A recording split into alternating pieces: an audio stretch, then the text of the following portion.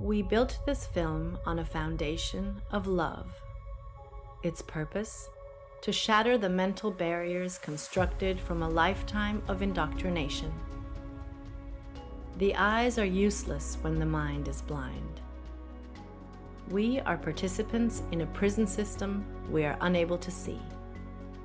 Once the veil is lifted, there is no turning back. Many of us rarely realize we are the victims of indoctrination. We follow the pre-planned layout of life, living in a state of confusion, controlled by a small group of individuals who possess great wealth, estate, and control. They monetarily benefit by keeping us blind to the true nature of the shape of the earth.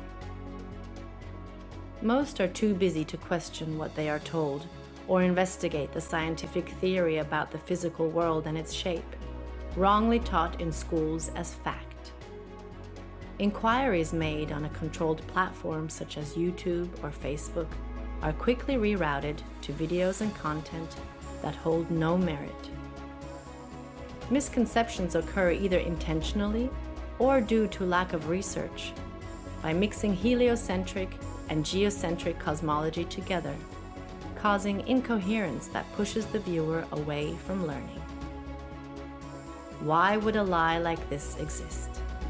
What purpose does this level of deception seek to gain? The hard, solid truth is that all the known space agencies and related industries have made untold amounts of money for many, many years, providing nothing but CGI, fisheye lens curvature, and Hollywood-style productions as proof. The following evidence should speak for itself through the testimonies of these professionals, pilots, and witnesses. To find yourself, think for yourself. The most courageous act is to think for yourself. Our greatest wish is for minds opened, questions answered, and the reign of freedom through truth revealed.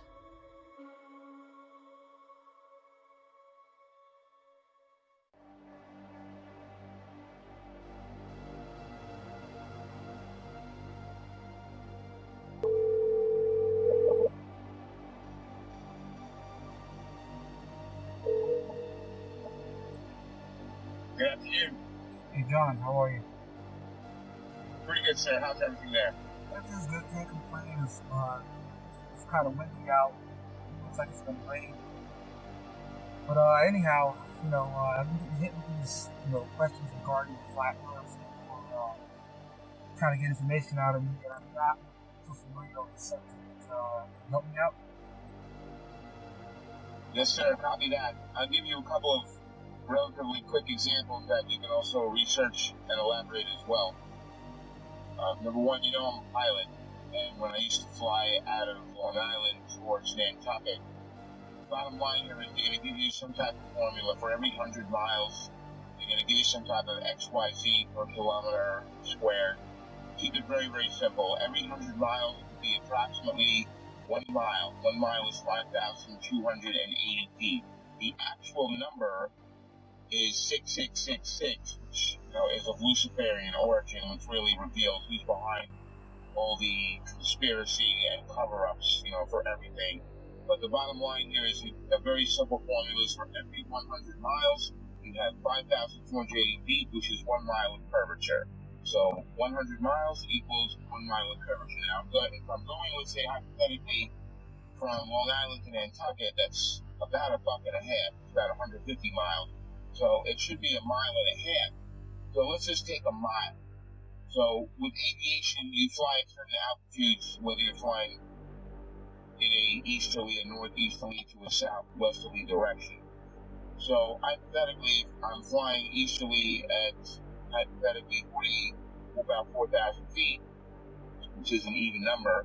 If you add 5,000 feet of curvature, that would be around 9,480 feet, which does not exist. So the bottom line is pilots know every 100 miles that you travel, you would be dipping the nose down to compensate for 1 mile, which is 5,280 feet of curvature. So there's the proof right there that there's something very fishy with this globe Earth situation, because scientifically it doesn't matter.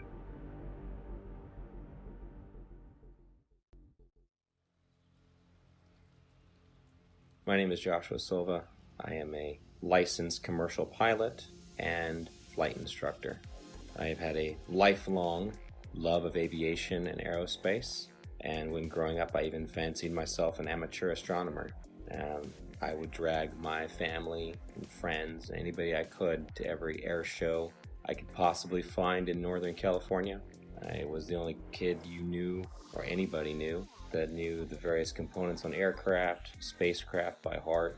I absolutely loved anything to do with flying or space.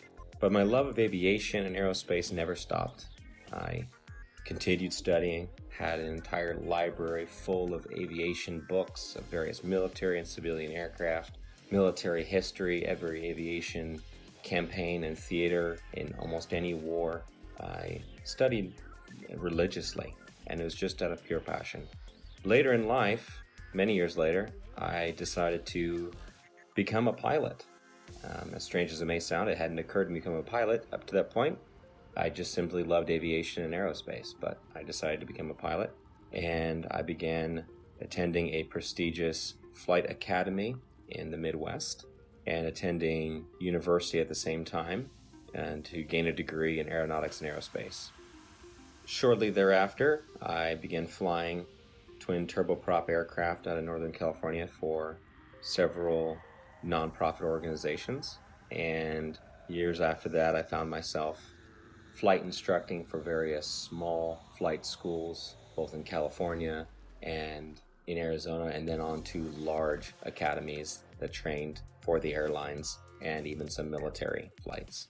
Shortly thereafter, I began flying regional business jets, and that's when the story of me finding the topic of flat Earth started.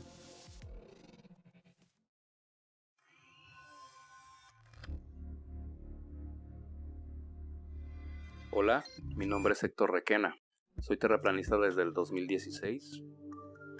Este tema lo descubrí accidentalmente, me agradó mucho y desde ahí lo empecé a investigar. Desde ahí me di cuenta de lo que está pasando en el mundo. Yo fui aviador, me gusta más la palabra aviador que piloto. Yo volé con mi papá desde niño, él era piloto de la Fuerza Aérea Mexicana. Un tema muy curioso que me pasó a mí fue el empezar a conocer cómo funciona el giroscopio. El giroscopio está diseñado para volar sobre un plano, sobre un terreno plano y una tierra que no se mueve.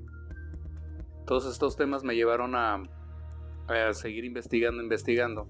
Estamos tratando de invitar a la gente a que no se cierre de mente a estos temas, ya que si no nos damos cuenta de lo que está pasando ahorita es por lo mismo, porque la gente está cerrada, se cierra a pensar fuera de la caja.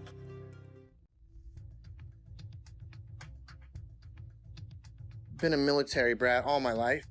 However, I've been in the industry of aviation for the last 21 years. And I became an FE somewhere around 15 or 16 when I really started looking at conspiracies. I looked into Benghazi because I happen to work on government contracts abroad, overseas. But I've been in aviation for 21 years. Anything from helicopters to aerostats to big birds, little birds, fighter jets, things with engines, no engines, big blades, little blades, compressor blades, which, by the way, that one's not a hoax. Jets do not run only on compressed air. Contrary to popular belief, it takes compressed air in a blended ratio of air to fuel to drive the now heated gas and rotate the compressor blades. This has been a topic of discussion between FE and, not everything's a hoax. Coriolis effect.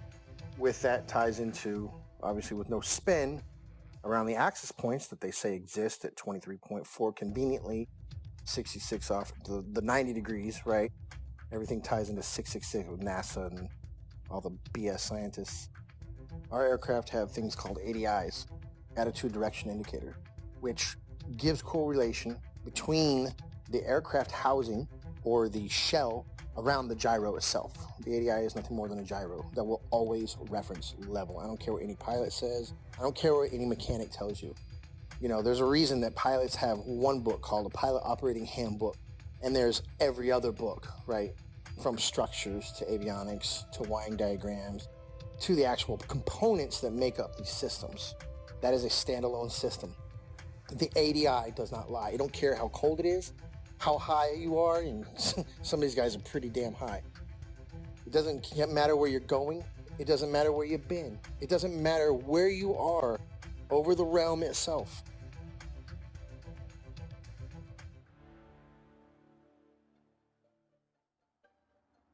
I woke up to the truth of the flat earth, shape of the earth, as an engineer and a pilot. So I've studied engineering, physics, 3 different ways: basic physics, electric physics, and construction physics. And also as a pilot, as a rotary wing pilot, that is helicopter pilot, I studied aeronautical physics as well. So I can cover and discuss just about any factor of flat earth. Not that I'm any smarter than anybody else, but I've studied quite a bit of factors that analyze shape and motion of just about any object. That's physics, also aeronautical physics, and principles of flight. I can tell you this: airplanes fly straight and level. That's even an aviation term, straight and level. Airplanes will fly for hours at the same altitude, never dipping their nose down to follow the curve of the earth. An aircraft on a 12-hour or even 18-hour flight from Portland, Oregon to Seoul, Korea, that would have that aircraft starting at one point and then flying so far around the earth that it's flying downwards with its nose vertically downwards, and then starting to go around the curve of the earth so that the airplane is now flying upside down. Would have to make that kind of a flight path on a globe, which is, it's such an absurdity. So that being said, I come into the true shape of the earth, the flat earth, as a skeptic, like most anyone else. I'll tell you my story. My buddy told me about this. He said, Rob, you need to learn about the ice ring. You need to learn that the earth doesn't move. This globe is garbage. And I laughed at him. I said, are you kidding me? I'm not even gonna look into that. And he said, that's fine. He said, that's fine. You don't have to look into flat earth. But until you do, he said, until you do look into flat earth, you will remain a slave of the matrix. And interestingly enough, at this point, this was more or less November, December 2015. I had already mentally resigned from the U.S. military for 3 years. I had already resigned because of Benghazi. I realized, and I saw for myself, I'd been working with U.S. as an Army officer, working for State Department for a good 10 years. And so what I did, I turned my physics awareness, I turned my studies into analysis of the shape of the earth.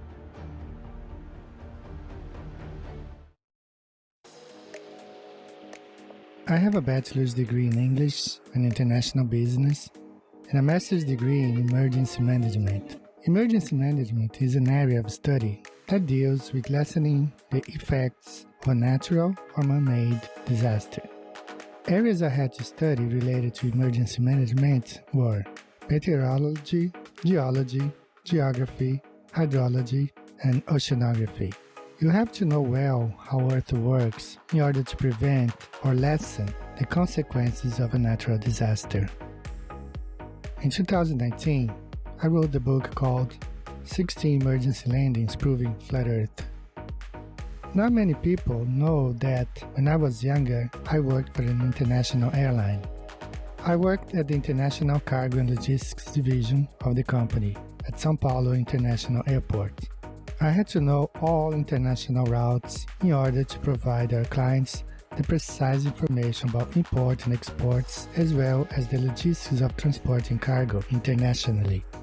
Our company transported from a simple parcel package to cars and helicopters to anywhere in the world. Having access to all areas of the airport in 1988, the Brazilian soccer team was about to board their flight towards Australia to take part of the bicentennial Soccer Cup in Australia. It was a tournament to celebrate Australia's 200th birthday. Two South American teams were invited to take part of this tournament, Brazil and Argentina. At that time, we had access to several maps, all based on the globe Earth model. The Brazilian squad left to Australia with natural conclusions that this charter flight was going to Australia over the Pacific Ocean, as the global model suggests, perhaps a stop in Santiago, Chile, and then head to Australia. To my surprise, the flight went to Los Angeles.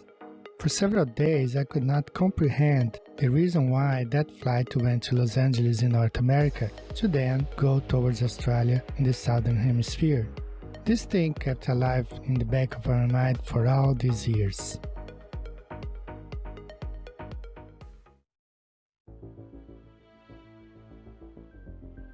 I'm a merchant marine. I've been sailing 15 years.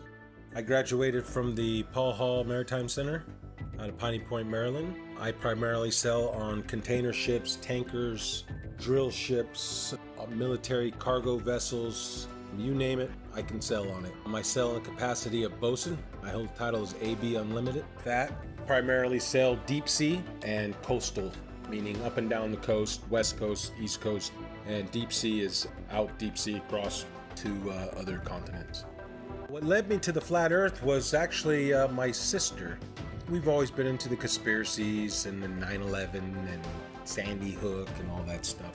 And one day she said, hey, you want to see a conspiracy? You should look into the flat earth. And I looked at her and laughed because I had seen the videos come up in the feed and they showed that disc thing in the space and I laughed at it and whatever. And she showed it to me and I laughed at her. And I went and pulled out my phone and I looked up a video. You can look it up. It's called Dragon Link FPV to Space. And what you'll see is basically an RC airplane that's been taken up about 80,000 feet, and they release it, and then the airplane comes down with power. And it has the Dragon Link system, which is capable of making control and video. Anyways, but they had a GoPro, so you see this curved globe. And that said it for me. When I saw that, I was like, oh wow, look at that. So I brought that down to her, put it right in her face and said, look at that. And looking back, I remember her smile on it was like, okay, she wasn't going to argue with me. And she said, okay. Later on, I don't know, a couple days later, whenever I seen it in there, and I said, all right, I had nothing to watch. I hit it on the YouTube, and I knew within 10 minutes of it. I forget which one it was. I think it was probably one of the documentaries, but it was almost like I instantly knew. And then what happened was a lot of the proofs that I had were before I was a flat earther, such as seeing contacts at 30 miles out with the naked eye on the horizon, which is impossible on the globe model. So much so, it was me, the third officer, and the lookout.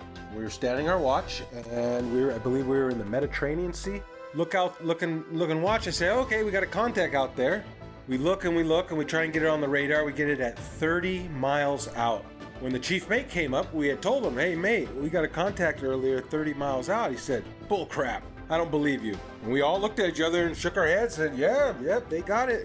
He stormed off the bridge, ran down, came back up. He had the Bowditch, which is a thick green book that's everything you ever need to know about being on the ocean, sailing, navigation, everything. And he comes up and he says, the math doesn't lie. And he slams down this piece of paper and he says, our bridge height is at 100 feet versus how far? 30 miles. It should have been behind like 600 foot of curve. I remember 600 something foot. He had all the mathematical, of course I didn't know, okay, that's good. All right, he must know what he's talking about. But we're looking like, well, I don't know. We got it on the radar. Then the radar must not know what it's doing.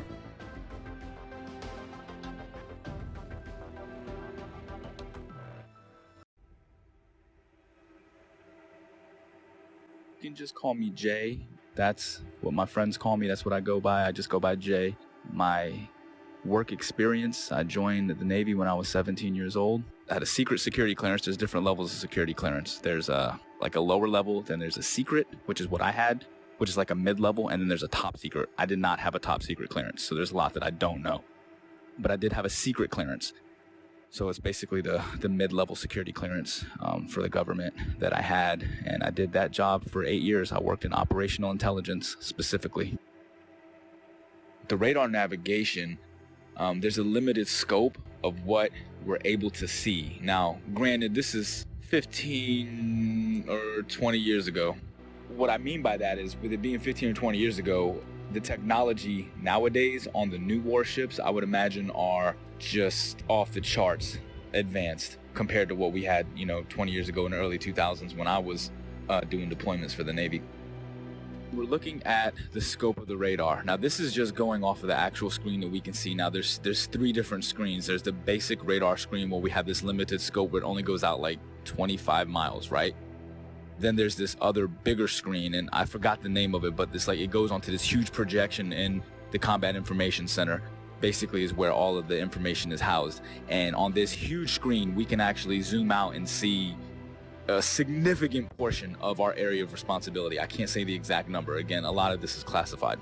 Basically, when we zoom out onto this large projectile screen, it goes in and out, right? So the reason why we're able to zoom in and then pull back out is just for accuracy. So if we're looking at something that could just be like a buoy in the water, right? Just one of the little tiny buoys that the ships can use as kind of placements to track where they're going, that can be mistaken for an actual small watercraft. So we have to be able to differentiate between that and some of the ships that we're looking for, because some of the deployments we're out there looking for drug ships, we're looking for other types of ships, submarines, basically just to keep a track of everything. That's basically what the Navy and Coast Guard do. They want to make sure that they know what's going on in the seas, and that's kind of the way the United States Navy operates. They're basically dictating what happens in international waters.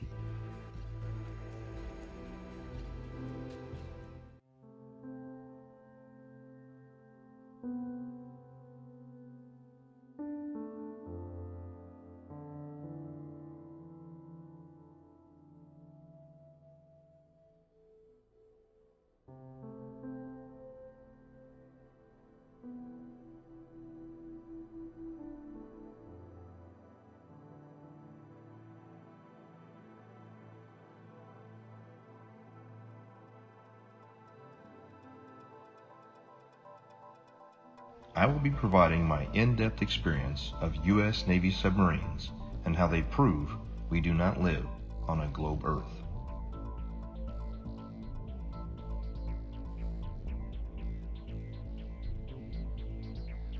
However, due to the nature of my job and the security clearance that I hold, I wish to remain anonymous.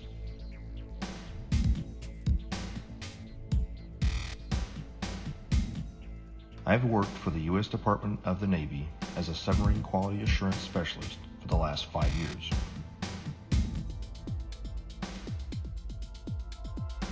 My job is to ensure that each submarine is built properly, safely, and to the engineer's plan.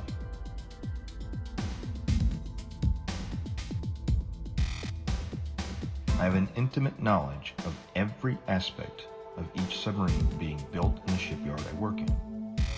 Now that you heard a little bit of my background, let me explain how I arrived at the crazy notion that the Earth is visibly and observably flat. I have always questioned the reality around me since I was little. I never followed anything mainstream, and I was never interested in what the news had to say. As I got older, I started looking into more and more things out of my own curiosity. 9/11, school shootings. I eventually started researching the moon landing because it just never set well with me. And it didn't take long for me to completely unravel that for the hoax that it is.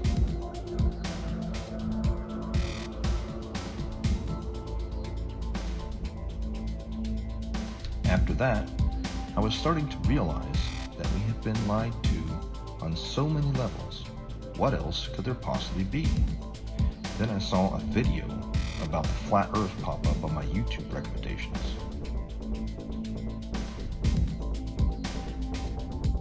At first, even with my awakened mind, I thought this was absolutely ridiculous.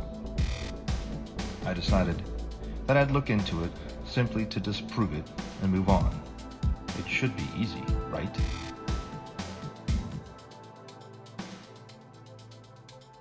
That was over 6 years ago, and I still can't disprove the flat Earth. In fact, the more I research it, the more it reveals. This leads me into my submarine experience. looking back on everything I had accomplished while on active duty with eyes to see, has only served to solidify my stance that we live on a flat and motionless plane.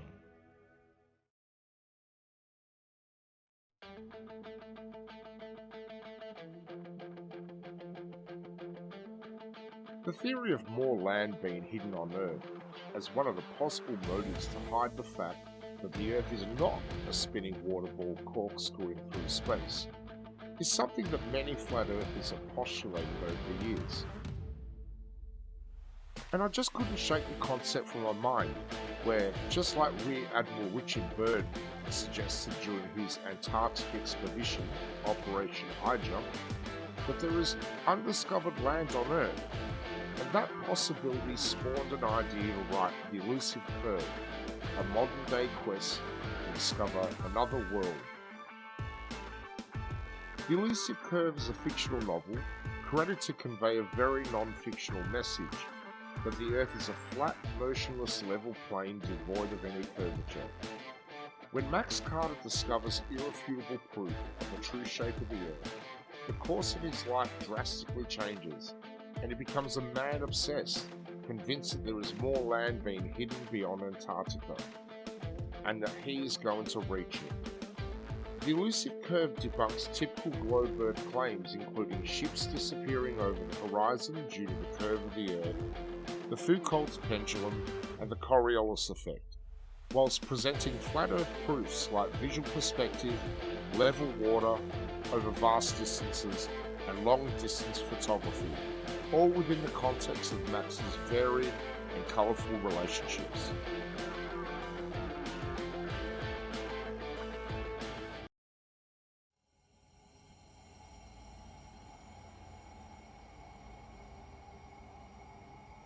Also, there's a semi-classified naval communications device when ships are communicating ship to ship on the ocean, U.S. Navy, semi-classified laser communication NAVCOM device, which also does data as well. So if they're communicating with ships 70 miles, 100 miles or more, like I said, every 100 miles is a mile of curvature.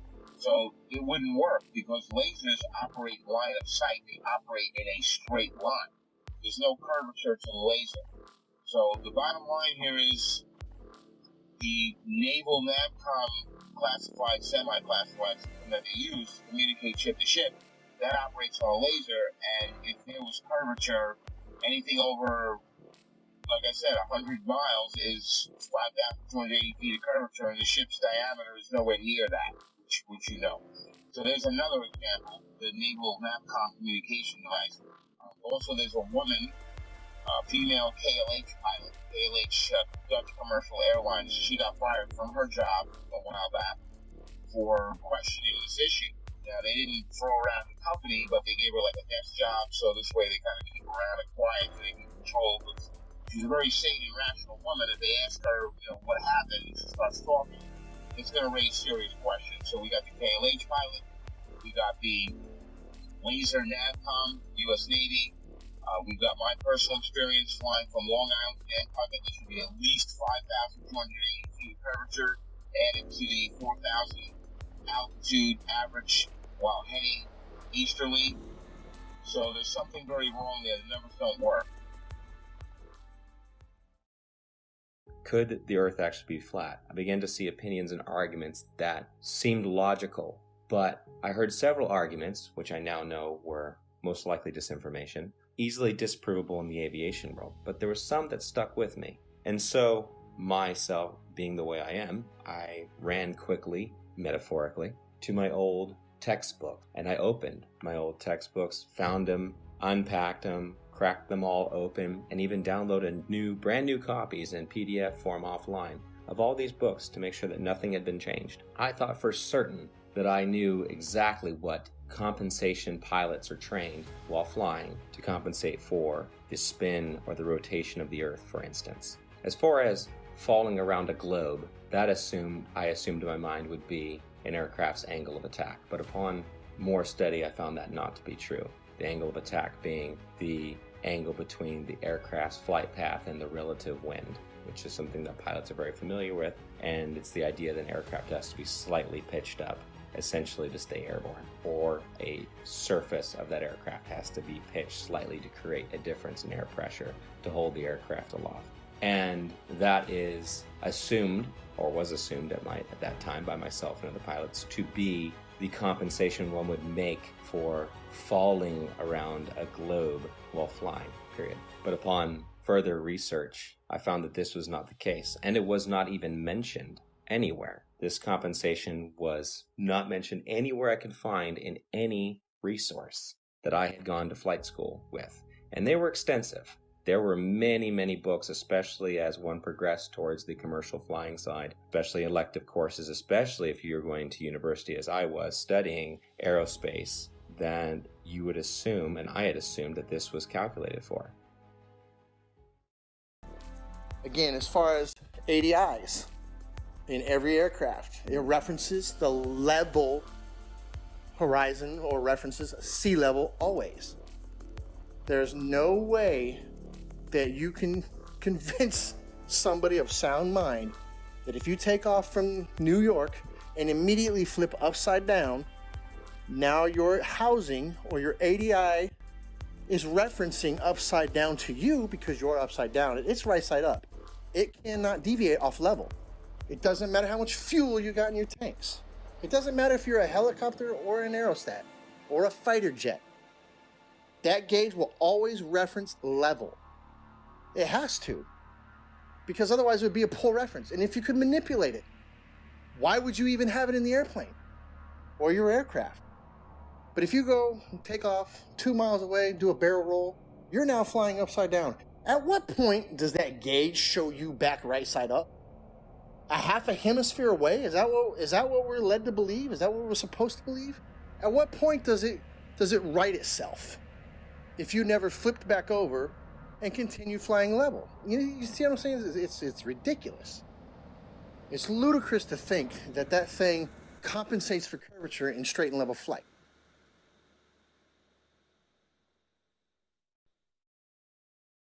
The big one that is oftentimes quoted is compensation for Coriolis effect while flying. And this is something I'd even taught my students about, and it's always assumed to be correct. We just assume.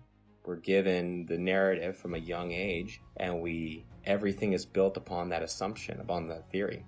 And so I thought I had the silver bullet. Coriolis effect. We always calculate for that. Well, as I began to look through the books and to look into the calculations given for Coriolis effect, the narrative began to fall apart even further. I began to see things I didn't notice when I was in school, such as Coriolis effect is actually never calculated for, but is assumed to be a part of wind correction angle. Wind correction angle is one of the many calculations pilots of all kinds make while flying to correct against winds in whatever volume or section of air they're flying through, which it could be from any direction, and you're flying through it, so you have to compensate a certain angle into that wind to hold a straight line. Interesting side note, I worked on aerostats for several years, and I always ask people who try to bring up gravity, well, how come my 4,000 pound, 74,000 cubic foot aerostat isn't getting pushed towards the ground? It weighs more than you do, which you believe gravity is pushing you down, right? Because these are some dense ass people. But how come the aerostat's not getting driven into the ground? It weighs more. It's definitely larger than the size of a house. It's more than size of most houses. So why isn't it getting driven to the ground? Well, that's because it's displacing less weight than the atmosphere or the medium that it's in. And I try explaining that. I don't know how many times you've probably posted something on this. I don't know how many times we're going to have to post something on this. But every time that little kid lets go of that helium balloon and starts crying. Radar is simply another form of radio transmission. Radio includes anything within the range of the electromagnetic spectrum. Electromagnetic spectrum, also known as light. Radio is the transmission of light, whether it's visible light or radio waves which are not visible. When it comes to radio transmissions, there must be a transmitter and a receiver. There can be a reflector or a transmittal unit along the way. However, in the end, there's got to be at least transmitter and a receiver. And in the case of radar, radar transmits a signal and it bounces off a reflector, and then it comes back to the receiving station. Or it can go to other stations if they're set up in the network properly. Long story short, radar emits a signal, it bounces off something, and then it returns to a receiving unit, and the receiving unit maps that reflection accordingly. If there is no reflector, then there's no return signal, and then the object does not show up on the radar, for example, it's off the screen. Notice, there's no curving around anything. It goes out in a straight line. Radio signals always travel in a straight line. So the transmitter sends the signal out to the target, bounces off, and it comes back in a straight line. Radar cannot travel over the curve, and hence, radar is dependent on line of sight, direct beam from the transmission to the target. It reflects and it comes straight back. There is no curving around anything, thus is radar.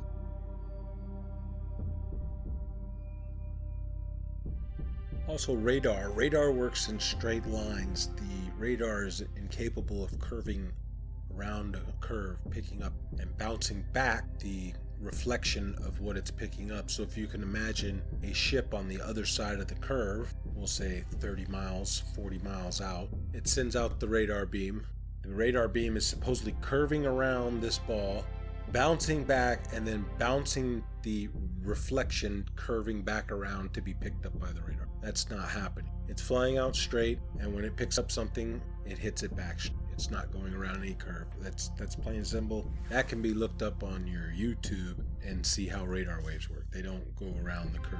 Every diagram shown will show you straight lines. They don't show you curved lines.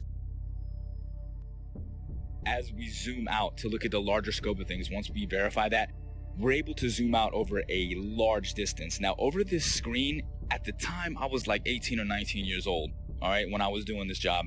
I wasn't thinking about flat earth and any of this other shit. I was still indoctrinated and under the assumption that the earth is a spinning ball. I never thought about flat earth or anything like that, but I always thought it was weird that as I'm looking at this massive radar screen, I always used to think, how come we're looking at this and I can see, like, we're off of the coast of Argentina, for instance, right? Like, how is it that I can see this far out and it's not like over the horizon or curve, because it's so far?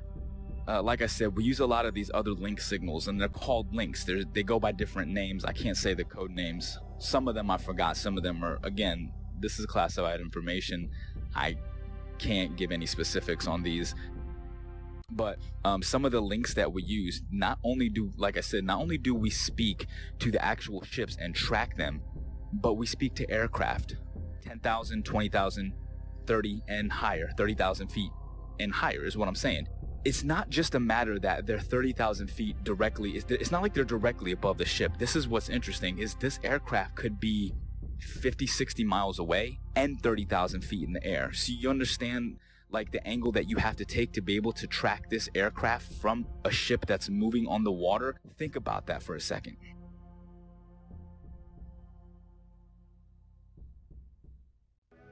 I served on board of a United States 688I fast attack nuclear submarine, and I can personally attest that we never constantly angled down during our submarine deployments. One of our longest transits went from the Gulf of Oman around the southern tip of Africa and back to Connecticut. We were underwater for almost 3 months straight. My job on board as a radioman meant that I spent a lot of time both in the radio room and in the control room. The control room is where they navigate and drive the submarine.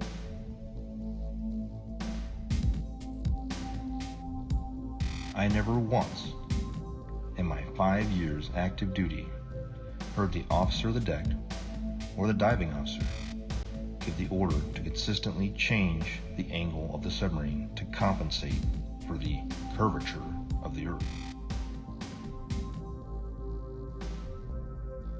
The primary task of the diving officer and the helms and plainsman is to maintain the submarine as level as possible while in transit.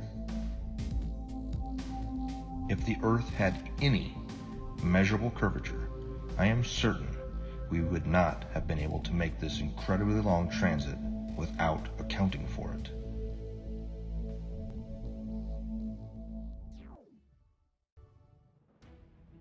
And then the big one is given after that. Well, GPS auto corrects for it. And that sent me down yet another path. GPS auto corrects for it. If it's a satellite-based system, how is it correcting for spin if it's also spinning over the same body? And why are there large gaps in GPS coverage over large oceanic bodies?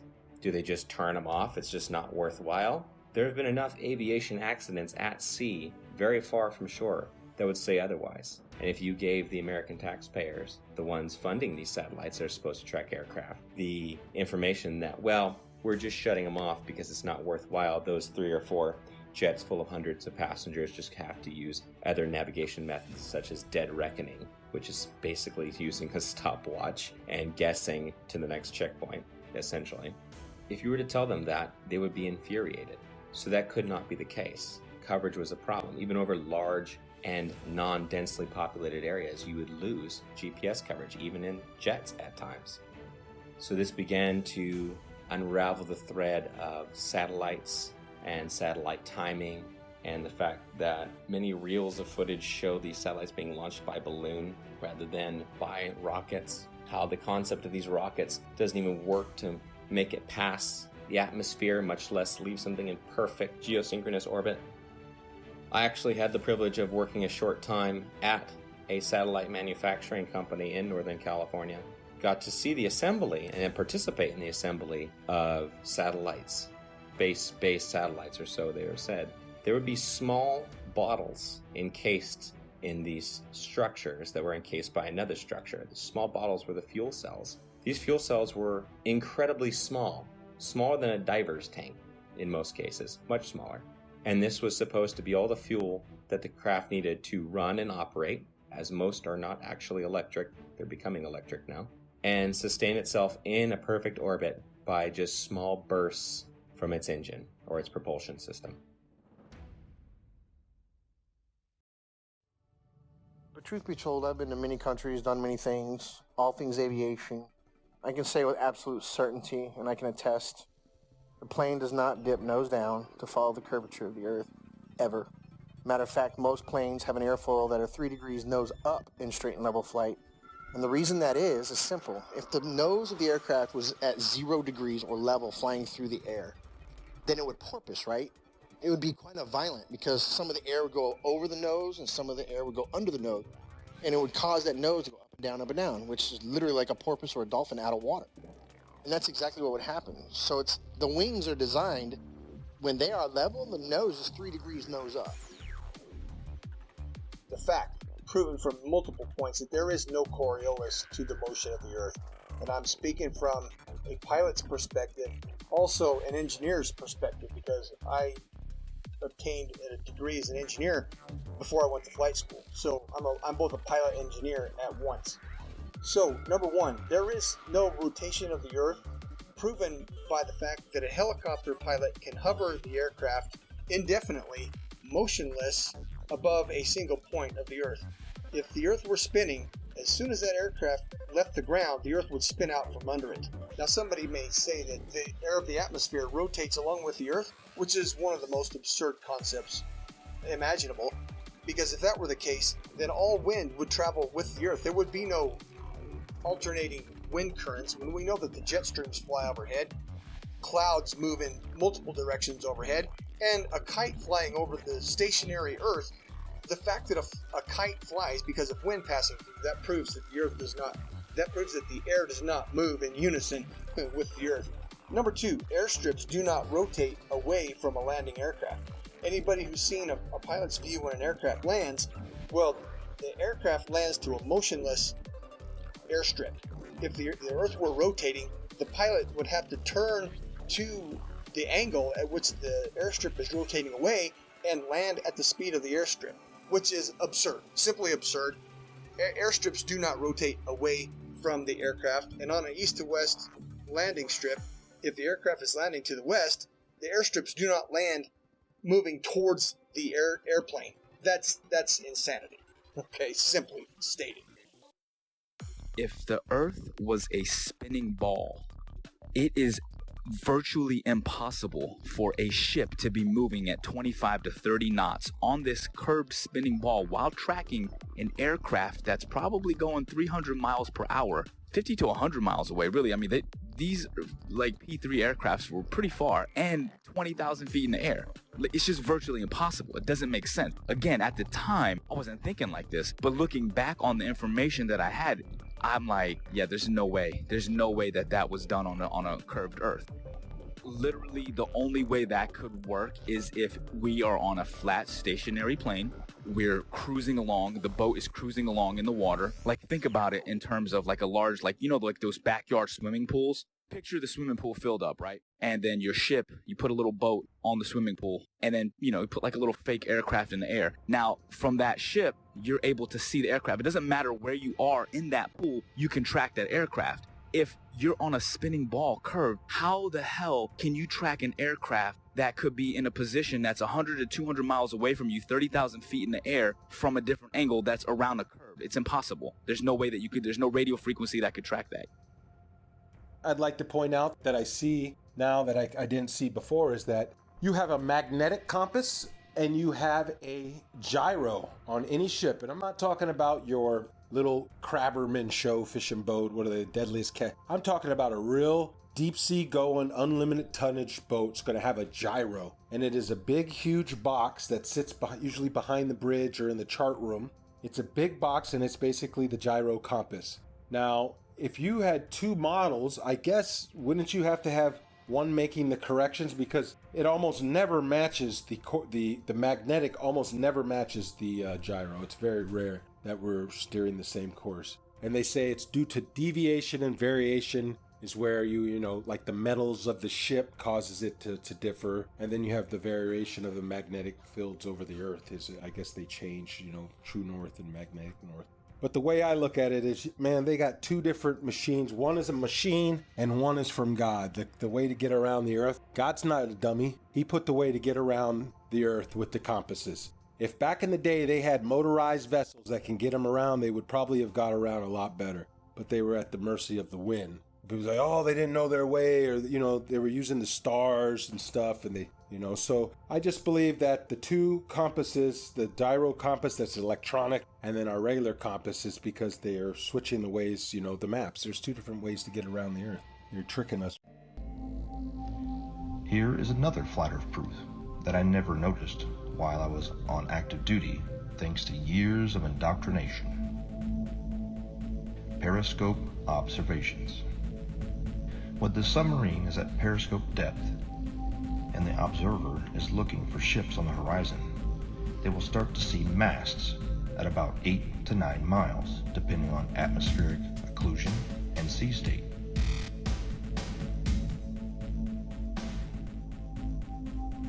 The hull of the ships won't be visible until about 5 miles, depending on atmospheric occlusion and sea state. At 9 miles away, the target should be 26 feet behind the curve, but this isn't what's observed.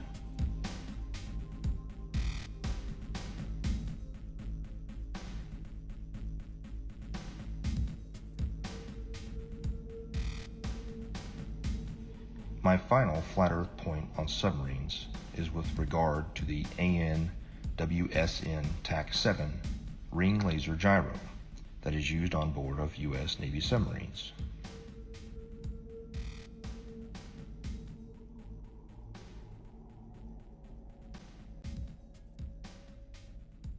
A typical gyroscope, like the ones used on board of an aircraft, is a device used for measuring or maintaining orientation and angular velocity. It is either a spinning wheel or disc with a counterweight, in which the axis of rotation is free to assume any orientation by itself.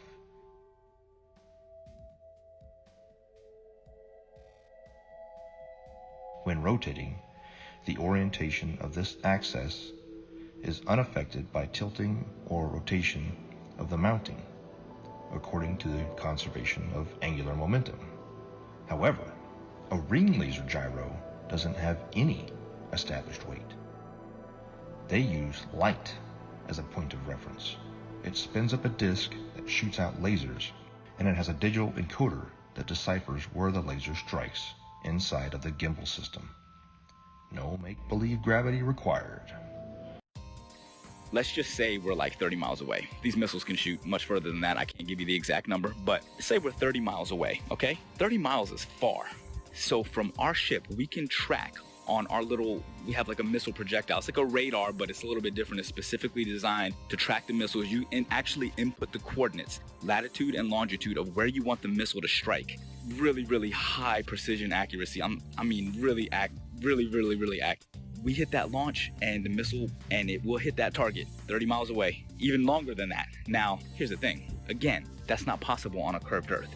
These missiles are huge, 50 caliber projectiles that are carrying massive amounts of explosives in them, okay? Each one of these missiles are probably worth hundreds of thousands of dollars. So whenever you're lining up these missiles to shoot at targets that are 30 plus miles away, if the Earth is spinning. Again, now think about this. We're not sitting like on land holding a gun, all right? So picture this.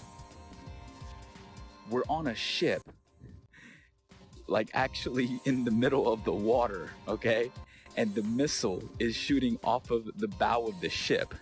So if the world is a spinning ball and we're on this curved Earth with water and we're spinning 600 miles per hour through infinite space, I'm pretty sure that it would be physically like it wouldn't even make any kind of sense on a physics type level to be able to shoot a missile from a spot in the water on a spinning ball to pinpoint accurately hit another spot.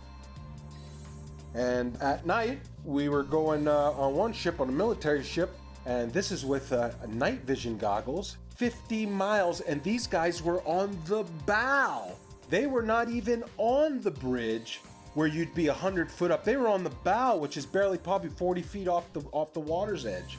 So these guys, and they have the latest state-of-the-art. This was in 2015. 2015, they had state-of-the-art, what do they call them, night vision goggles. So these things are capable of seeing that far if we live on a plane. You can't deny it. It was so obvious, but not to everyone else. I guess the programming's harder than other people, so they don't want to hear it. But over the years, I have learned the model. I know the model like the back of my hand. I can show proofs. I have ammo now. So when I go out there and I tell somebody, hey, that's impossible, and I'm talking to a third mate or a second mate who's an officer who went to college, meaning they paid for their education. Because when you pay for your education and you're making a handsome salary on it, you can't be wrong. How could I be wrong? I'm making a salary, they're paying me, I paid for this career, everything's working great in my life. You are obviously wrong. All the math works. So with that, it's hard. But when you stump them and you start showing them stuff, it's hard for them to say. And then they start saying stuff like, oh, well, what does it matter anyways? I don't care. And there is the 8 inches per mile squared. But you guys can't look at it three-dimensionally. It is two-dimensional. It is the amount of deviation that's required for you to come back inward if you are walking east from north, meaning you are going around north equidistantly, and you walked in a straight line east 1 mile, you're going to have to deviate 8 inches back to the left to get back on the equator, right? Look at it on the flat earth map, and clearly it makes sense. If you walked 1 mile in a straight line east, you have to deviate 8 inches after each mile to stay on the equator. The 8 inches per mile squared is a real measurement, if in fact we consider the equator to be a real place, a real location, ever, always.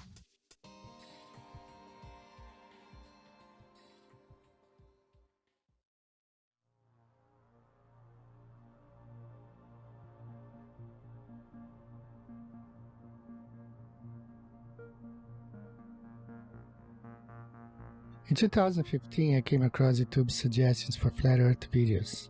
My first reaction was to laugh off. After seeing flat earth videos in one of my favorite channels, I decided to watch one. When I came across a flat earth map which I had never seen before, it immediately sparked me to look at that flight route Rio-Los Angeles, Sydney. And I could then understand why the Brazilian soccer team went to Los Angeles and then to Australia for the tournament. The Earth is flat, no doubt about it. The following weeks and days were followed by more research and disbelief. I had been a NASA fanboy my whole life, paying 2 visits to NASA's Johnson Space Center in Huntsville, Alabama, besides spending so much money in science and science fiction related documentaries, movies, merchandise, etc. What a waste of time. I also tell mates about they lay down and we use all our charting is done on flat maps, straight lines. They never draw a curved line. Every line is straight. Straight lines, everywhere we go on a flat map. And I try to point it out to them. And what they tell me is, Mr. Marcator has put all that in there for you. It's all equated in there for you. You don't have to worry about it. All the curvature calculations for it and everything's figured right into the map. So the straight lines and everything are actually bending somehow. I don't know. So these are just the proofs that I see. Along with, you can see the corpuscular rays are much betterly observed out at sea because it's nothing, it's like a desert. And so you can see the sun like a flashlight just shining down in a cone everywhere. If there's a little bit of where clouds are right, it looks like a cone. And I point it out all the time to these guys. And I get them thinking, but the programming goes hard on people. And if you're not ready to wake up, well, you're not ready to wake up. You'll just have 1 foot in, 1 foot out. You'll be back in the illusion before you know it. The narrative began to fall apart. I would continue studying and finding that what I fear to be true is reality. That we have been lied to about just about everything. Upon researching military history and then military training and speaking with military gunners in both the Army and the Marine Corps that I know personally, I would ask them about Coriolis effect. And it was always assumed that we compensate for the Earth being, a curve, that it would drop. We calculate for the Earth curvature. But even upon asking and having them look into their materials further and my own personal study, again, it found to be an assumed truth with no actual basis in reality. That they would calculate bullet fall based upon angular velocity, drop, friction, amongst other things. And curvature was supposed to be just corrected along with it, just like flying, wind correction angle corrected for Coriolis effect. I've done many of them personally. I've flown more than 1,070 hours in both helicopters and airplanes, and I will tell you factually that aircraft meet their checkpoints, they take off, they meet their checkpoints, and they land exactly as planned on a flat stationary map. No pilot, I say again, no pilot has ever accommodated for the rotation of the Earth when planning flights and takeoff to checkpoints along the way, and then landing. Pilots can plan so well that they can take off and land hundreds of miles away down to within 30 seconds of their planning because the Earth simply does not rotate. A waypoint would be like this. Like, let's say we're out in the middle of the water and we want to hit a target that's like directly to our west, 15 miles away. But that target is able to track our missile coming at them. We don't want that target to know where the missile's coming from, so we can put in waypoint. And a waypoint would be like putting a point out like 20 miles east, and then another point like 15 miles north, and then another point like 10 miles south of that, and then put in our target. You see what I'm saying? So the missile doesn't go directly from the ship to the target. The missile will actually fly to the latitude and longitude of the waypoints that are put in, and then it will curve from there, and it will hit all the waypoints and then attack the target. How is that possible on a spinning Earth? If the Earth is moving at 600 something miles per hour or whatever they say it is, there's no way that missile could stay.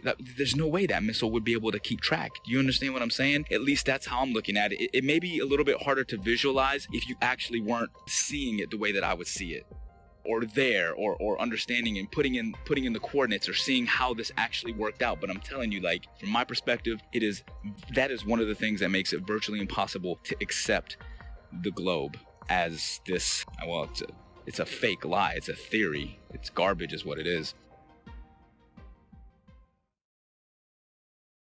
So y'all think the Earth is a ball.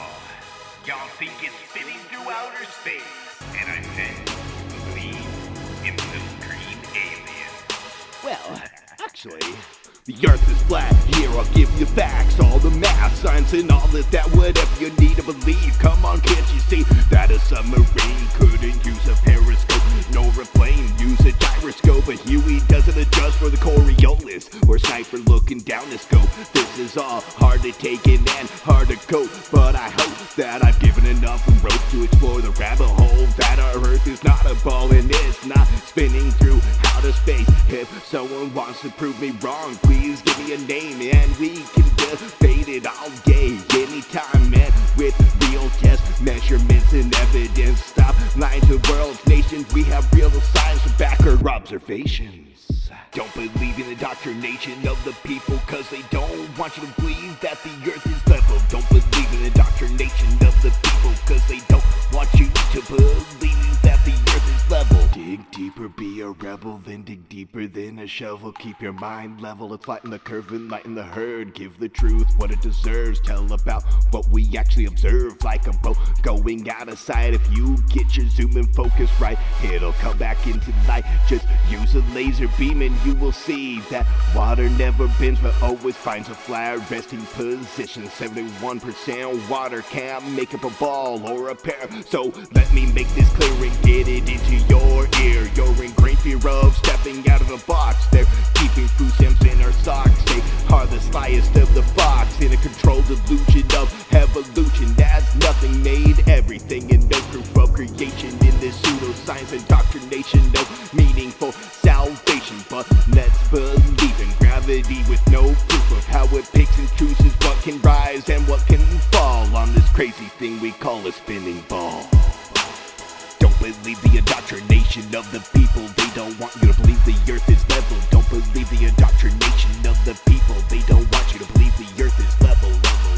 Let me give you something else to measure. Don't worry, it's my pleasure. If you want to vacuum or pressure, you must have a container, and that's a no-brainer. But since we believe the universe is on a roller coaster ride, even when Polaris is in the same place every night and has been for thousands of years, has the heavens work like gears, telling us time and the years like a big machine. The heliocentric model is just a drink backed by money and based on influence theories, never providing hard evidence except for CGI and camera trickery of my natural senses in our school systems. But flat Earth brings meaning to our existence like a period at the end of a sentence. Don't believe in the indoctrination of people. They don't want you to believe that the Earth is level.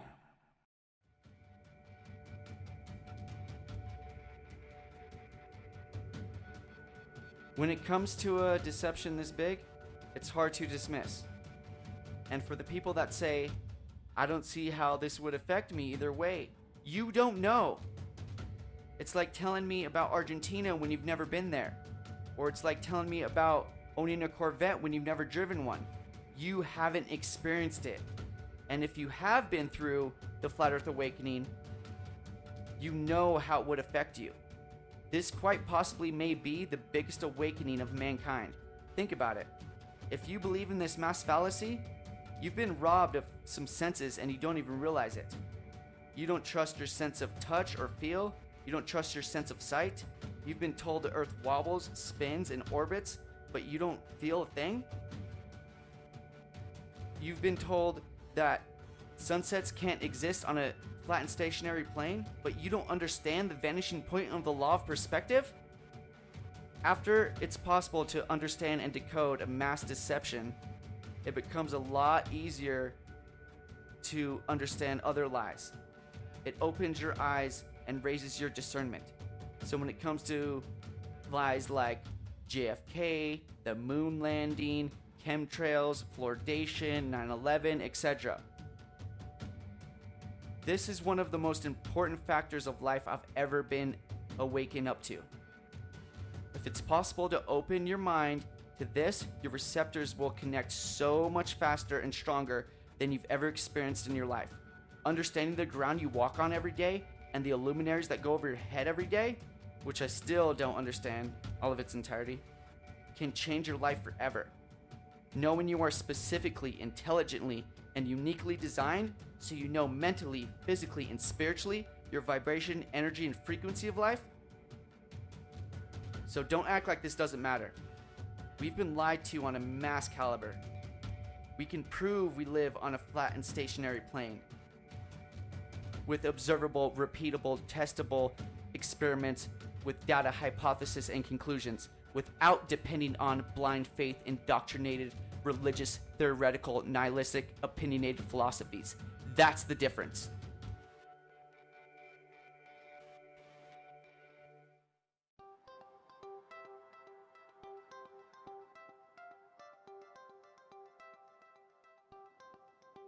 Is it possible that almost everything that we were taught from the time of our innocent adolescent time as children to the completion of our chosen path of studies in college was not only incorrect, but was part of an educational doctrine of spiritual disconnectedness from what truth is and what our reality in the world that we occupy today? What if I told you that this is but a small capsule in a puzzle that was well planned and engineered by a world control system to propagate a catalog of theoretical studies and sciences that in some cases have never been proven to this very day, nor will it ever be proven, ascertained as fact. Humanity appears to have been hoodwinked into a dumb state of who we are, where did we come from, and are we unique in God's creation concerning a geocentric world, or are we in a heliocentric world based on theoretical studies by a Jesuit astronomer named Nicholas Copernicus? He suggested this in 1543. His works were not released until after he died because he himself didn't believe in the spin ball theory either, that is taught still today at the highest levels of education. On my book, which is the Pharisee Plan Agenda that has gone on for 474 years, seems to be threatened to become full disclosure of the biggest lie in the history of mankind that is kept by the world's oldest secret society called the Freemasons. The very uniqueness of humankind was spelled out correctly by our Creator that the earth was the center of the universe, and that he created the sun and the moon as well as the stars and the constellations that revolve around the earth, with Polaris being the north magnetic pole fixed star. How could space possibly exist when you and I have never been in our entire lives seen a real photo of what our own world looks like?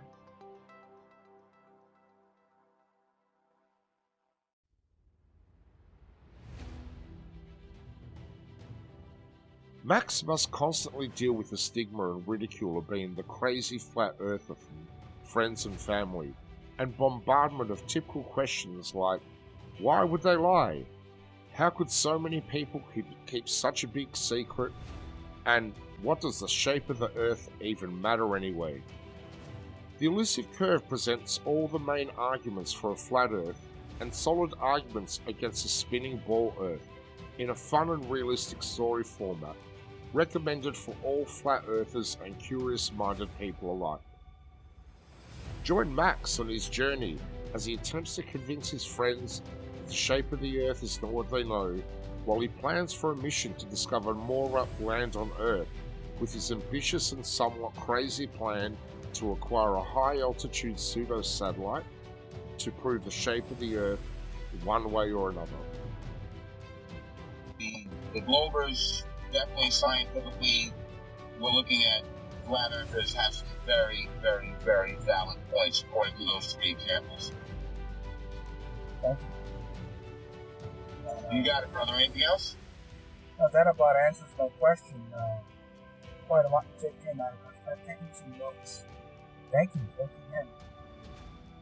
You're welcome, sir. Any questions? I'll be here for a while. Contact me anytime. All right.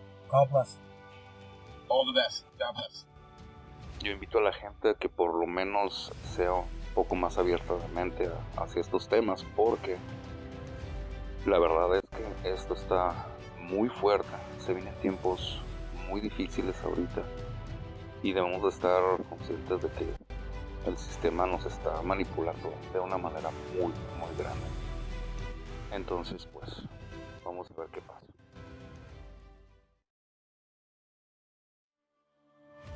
So that began my journey down the flat earth.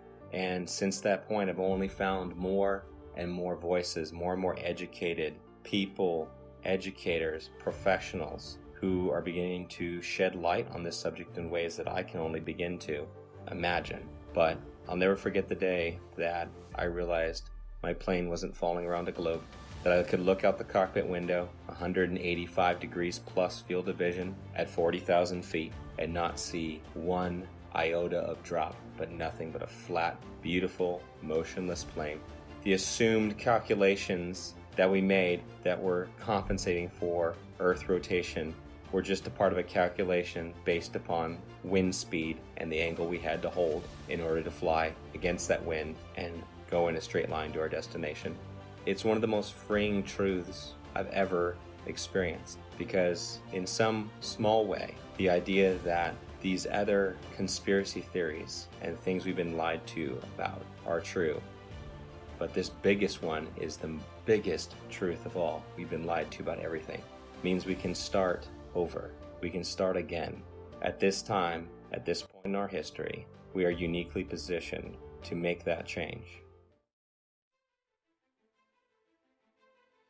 And if I can make one statement to the people out there, it's simply this. That's it. That it's level. You cannot fall off the edge of an in-ground pool. It is level. Where you put your feet in the water in France, it's the same height that you're going to put your feet in New Jersey and Brazil. Do some research.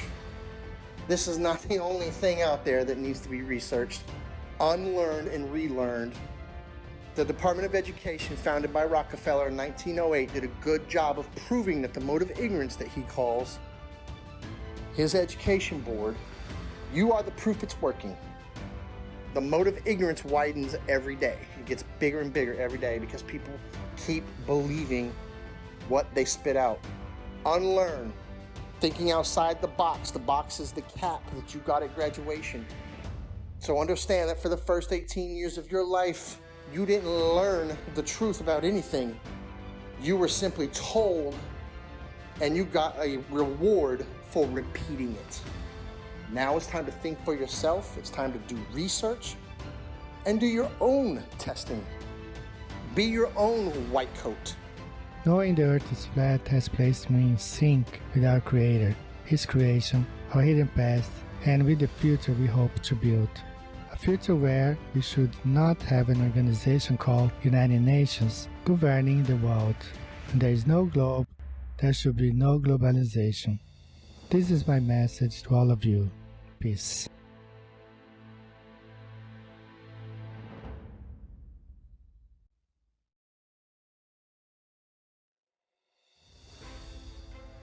My message to the people is that if you're watching this documentary and it strikes a chord with you, research it. Find out more about it. So my message is research it. Get all the ammo you can, because if you try and go out and tell your family member or friends or coworkers, and you try and tell them this, hey, that, they're gonna laugh at you. And if you don't have the ammo to defend it or the right content to show or to start a kindle a fire with somebody's interest, if you don't have that, you're gonna get laughed. I made the mistake of when I just knew it right when I seen that video. I said, okay, it makes so much sense. I knew it right away.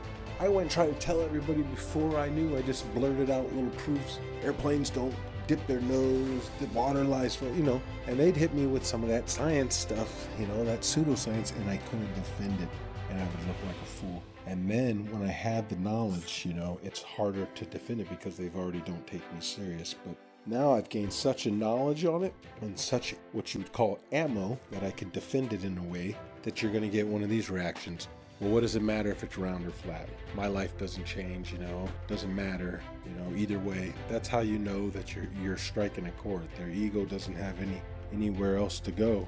So from there you can work on them. But like I said, learn the model, learn to defend the flat earth model before you tell your coworkers, loved ones, or anybody, for that matter that you don't know, because people you think that you know well are going to look at you like you're crazy. And unfortunately, that's due to the programming, and everybody believes one thing, so how dare you believe another? You got to fall in line.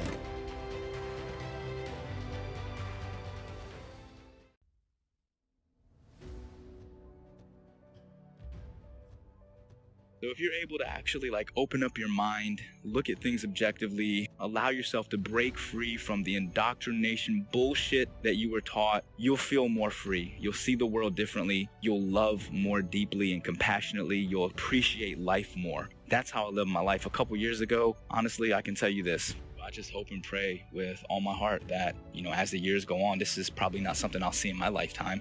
But, as my children grow older and my children's children, as the generations go on, the truth will start to emerge. And it is starting. I mean, it's incredible, that so many people are starting to really awaken. But, 10, 20, 50, 100 years from now, hopefully we can break free of the chains of indoctrination and really see the world for what it is and actually appreciate it and love the world and love each other. And I think if we all understood that there is a creator, people would be less inclined to be so abusive toward each other and the earth. So that's my big message for the people. Just think for yourself. At the end of the day, just be a good person. Don't be so quick to just believe something and stand by that belief just because it was taught to you at a young age. Question it. Make sure it makes sense. In closing, I'd just like to say that these are my own personal experiences. I never ask anyone to simply just believe everything I'm saying. In fact, please don't. That's how we've gotten into this whole mess to begin with, by blindly following others who say they've already done the research for you. You allow deceptions to occur. Please do your own research and test all things.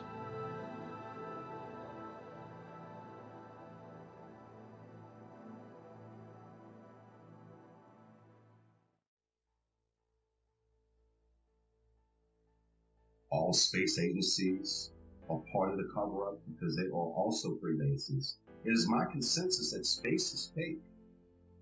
And NASA was set up this deception and even admit that images of Earth are composites and computer-generated images. Since 1958, NASA has literally force-fed us to and continue their trickery, sorcery, wizardry, and being only God of oneself, yet cannot get high enough altitude to provide humanity with one single photo of what the very shape of our world is. I believe strongly in the very senses that God gave all of us. And instinctively, our senses are 99% correct. And my book will help those awakening sheep remove the dark shades from this massive deception. And for those who are unwilling or unable to think past their noses, then those sheep will remain asleep. My book is part of the Great Awakening from pseudoscience that has put man living in a Newtonian world of Einstein physics, ruled by Frankenstein logic. Game is over. Consciousness shift of stupidity because of poisonous indoctrination to separate your soul and reality from truth and knowledge. But hold tight, folks. A real awakening is happening all over the world.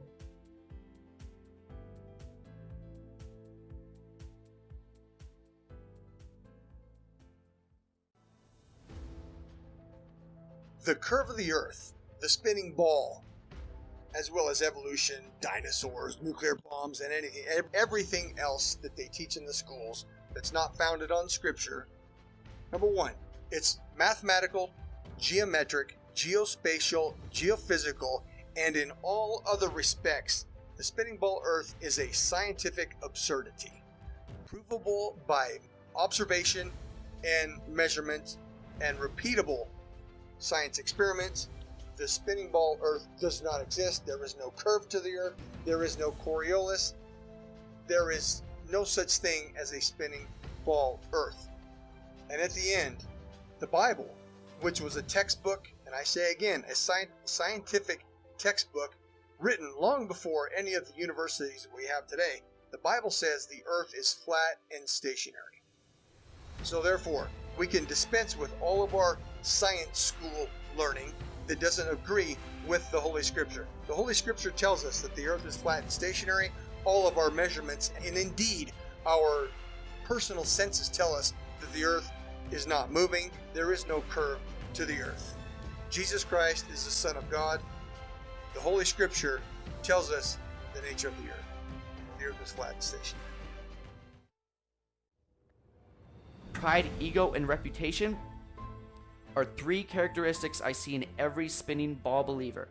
Let your pride down, knowing you've been heavily deceived your entire life. Let your ego be washed away, knowing it's possible you've been manipulated on such a scale as this. And stop caring what people think about you. I'm not saying be as external and abrasive as some of us. Just realize that yes, we are human, and we can be programmed to think certain ways, but also know we can be unplugged and become critical thinkers, observers, and researchers without being told what and how to think. From an education system that runs kindergarten curriculum all the way up to Harvard, that was bought over by the Rockefellers a long time ago. This is our time, not theirs.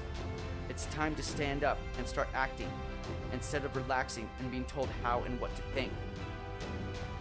From mainstream outlets that are owned by the Bilderberg Foundation, the Triangular Commissions, and the Counselor of Foreign Relations. Think for yourself and stop falling victim of popular public opinion that are owned by these anti-God secret societies. In my in particular gifted opinion, the most precious gift God gave us is free will, but it's up to us to choose what's right and what's wrong, what's light and what's dark, what's positive and what's negative, what's yin and yang, what's in motion and stationary, what's flat and what's round, what's good and what's bad. We can't tell you what to do. I can lead you to knowledge, but I can't make you think. It's your choice to take the blue pill and go back to sleep, or to take the red pill and stay awake the rest of your life, knowing you are chosen. Because many are called, but few are chosen. And I promise you, once you go flat, you do not go back. They couldn't stop this movement if they tried, because truth prevails. Rest in peace, the globe. Every truth have a specific time and moment to manifest itself. Technology being the catalyst for this truth to re-emerge and reveal itself again. And prove that it's not a myth, vanity, or a misunderstanding of our ancestors and all ancient cosmologies. The geography of Earth that is flat and also disguised in words like plains, the Great Plains, the lowlands of Europe, the flatlands, the savannas of Africa, the Amazon basin, the salt flats, the mud flats, the depressions, the Arctic tundras, the tablelands of Australia, the steppe of Russia, the grasslands of Argentina, the ice sheets of Antarctica, the wetlands of Florida, and the levels of England. Over these vast plains flows rivers and canals like Nile, Amazon, Mississippi, and countless more, for thousands of miles flowing level in every direction. The oceans and seas that occupy 70% of Earth is flat and level water, but science have no way to prove that it curves or sticks to a spinning ball by a magic force called gravity. The majority of the seabeds of the seas and oceans are abyssal plains. As we say, as above, so below. The longest line of sight of observing Hudson Bay at 1800 miles and my own Himalayan ranges observations on 2 occasions of plus 2000 miles It's just impossible on a globe Earth. No physicist can debunk the testimony presented here by the first category witnesses, nor the real geography, nor the longest line of sight, nor the countless researches, investigations, and evidences that prove we live on a flat and stationary plane. The one who needs to prove that it's legit or not is the globe.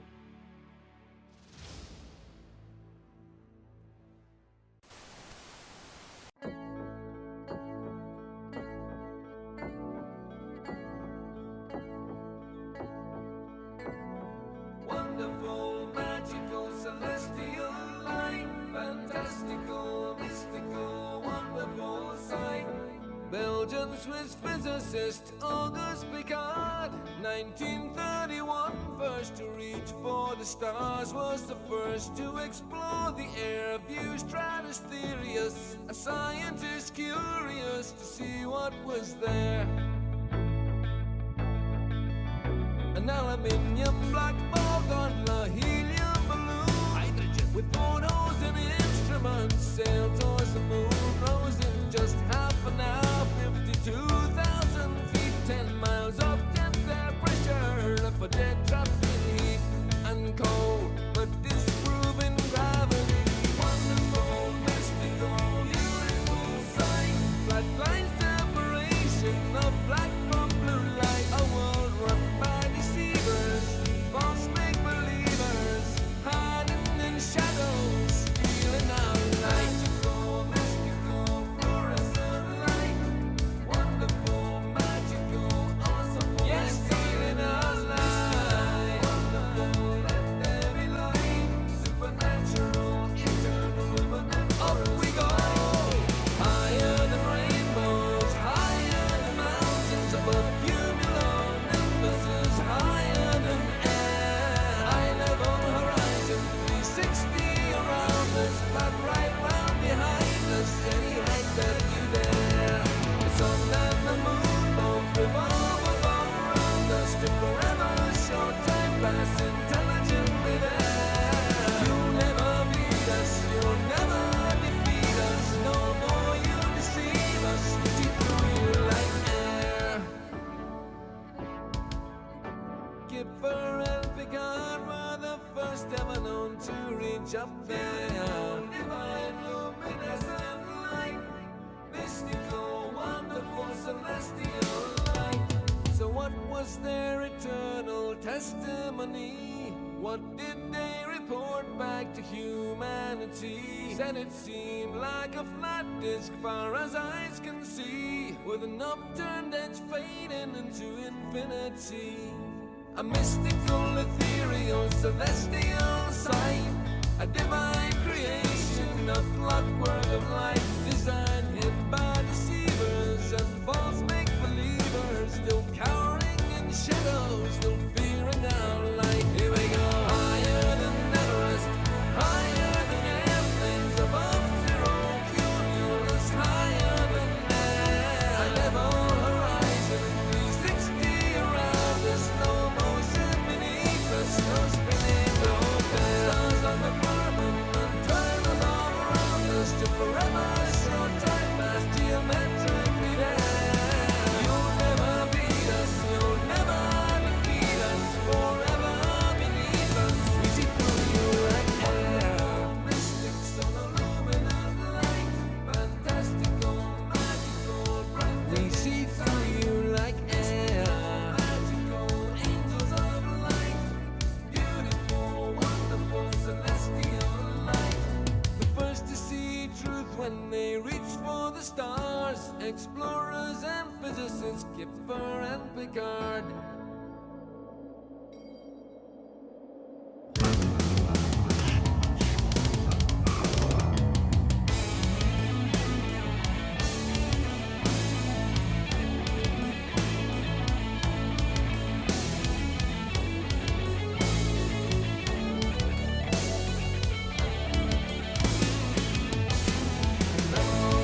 Motionless, proven we are. Level and motionless,